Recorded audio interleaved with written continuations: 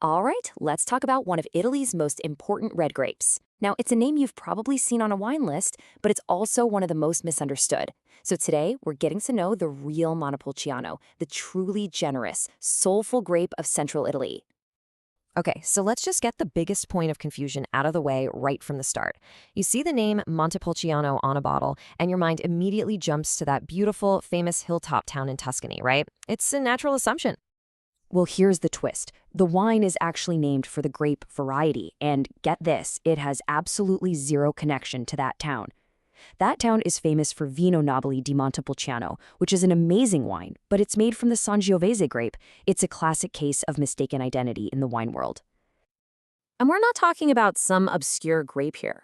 This case of mistaken identity involves a major player. Believe it or not, Montepulciano is the second most planted red grape in all of Italy. It's second only to the legendary Sangiovese. It's a true heavyweight in the country's central and southern regions. So, what is this grape really all about? Well, Montepulciano is just known for its generous spirit. I mean, think deep, vibrant ruby color in the glass, aromas of delicious dark fruit, and these wonderfully soft, easygoing tannins. This whole profile makes it so incredibly versatile, you know? It's perfect for a simple weeknight pizza and just as good for a more serious, age-worthy bottle you can put away for a few years. The journey of this grape is pretty fascinating. It has really humble beginnings, deeply woven into the daily life of places like Abruzzo and Marche. For centuries, it was just the reliable workhorse grape, the go-to for the local dinner table. But the big turning point came in 1968 with the creation of the Montepulciano d'Abruzzo DOC. That's a formal designation that guarantees the wine's quality and origin. And that's really what started its transformation from a simple table wine into the celebrated star it is today. So, you might be wondering, how can a single grape produce such a wide variety of wines? Well, the answer is a beautiful, complex little word that is at the heart of all great wine: terroir. To put it simply, terroir is the unique signature that a specific place leaves on the grape. And it's not just the dirt. It's the climate, the altitude, how close it is to the sea, the slope of the hill. It's everything. You can think of it as the voice of the land, speaking through the wine. And Montepulciano has found several really distinct voices all up and down Italy's Adriatic coast. Abruzzo is, without a doubt, its heartland, its spiritual home. I mean, it accounts for a huge majority of all the plantings. But it also thrives and shows totally different sides of its personality in neighboring regions like Marche, Molise, and even down in Puglia. And this is where you can really see the power of terroir in action. Vineyards planted closer to the Adriatic Sea, where they're cooled by those coastal breezes, tend to produce wines with more freshness and a really distinct mineral quality. But if you move inland toward the Apennine Mountains, you get bigger swings in temperature, and that creates wines with more concentration, more richness, and more structure. It's the exact same grape, but you get two dramatically different expressions. It's amazing. Okay, so now let's head into the winery. Because if terroir provides the raw material, then the winemaker is the artist. And for an artist, Montepulciano is pretty much the perfect blank canvas. I absolutely love this quote because it just nails the essence of this grape. Its natural adaptability, its plasticity. It allows winemakers to steer it in so many different directions.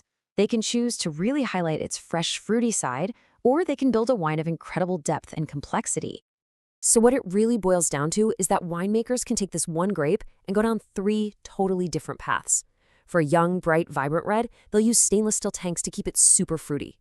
For a more serious, age-worthy red, they'll use longer skin contact and oak barrels. And then, with just a few hours of skin contact, they create Sarasuelo, a uniquely deep-colored, flavorful rosé that's a true specialty of the Abruzzo region. All right, so this brings us to the most important part, right? What does all this mean for you when you've got a bottle at home?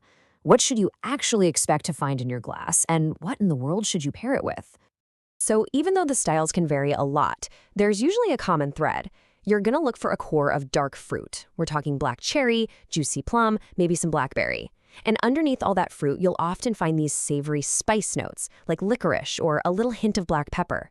And as for the structure, the wine is really defined by its characteristically soft, smooth tannins and a nice, balanced acidity that just keeps it feeling fresh. And now for the really fun part. pairing it with food. For those young, fruity styles, you honestly cannot go wrong with Italian classics like pizza or pasta with a red sauce. The wine's acidity is also the classic match for arrostocini, these incredible grilled lamb skewers from Abruzzo. So good. For the aged, more complex versions, you'll want to bring out richer dishes, like roasted lamb or slow-braised beef. And that vibrant Cerasuolo rosé, it is absolutely fantastic with appetizers, grilled fish, or just a big summer salad. So, the main takeaway here is that Montepulciano isn't just one thing.